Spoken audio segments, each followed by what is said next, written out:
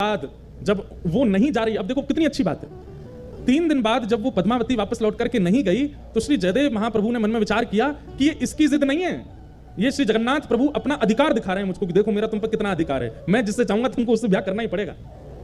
और ये बात सोच करके श्री जयदेव महाप्रभु रोने लगे कि ठाकुर जी मुझ पर कितना अधिकार मानते हैं कि मेरे 5 बार मना करने पर भी ये कन्या अपने स्थान से हिल नहीं रही। इसकी सामर्थ्य नहीं है कि ये वन में रह सके, इसकी सामर्थ्य नहीं है वृक्ष के नीचे रह सके, इसने कहां तपस्या देखी है, लेकिन इसको ये सामर्थ्य कौन प्रदान कर रहा है? महाप्रभु जी। जयदेव महाप्रभु ने जब इसको अधिकार माना कि ये जगन्नाथ जी का अधिकार है मेरे ऊपर, और अधिकार मान करके पद्मावती से कहा मैं तुम्हारा वर्ण करूंगा, चलो। और तब पद्मावती से ब्याह किया, और ब्याह करने के बाद कहा देवी अब तुम तो ऐसे वृक्ष के नीचे रहती अच्छी नहीं लगती, चलो। और फिर बंगाल का जन्म था महाप्रभु जी का। अब पता नहीं, अब ऐसा भी कहते हैं कि वो स्थान उड़ीसा में ही आता है, कई कहते हैं पहले बंगाल में था, अब उड़ीसा में, ऐसा कुछ है। केलुबिंद नाम का एक स्थान है, और वहां अपनी पत्नी के साथ गए और गांव के बाहर ही एक झोंपड़ी बना करके अपनी पत्नी के साथ जयदेव महाप्रभु रहते थे।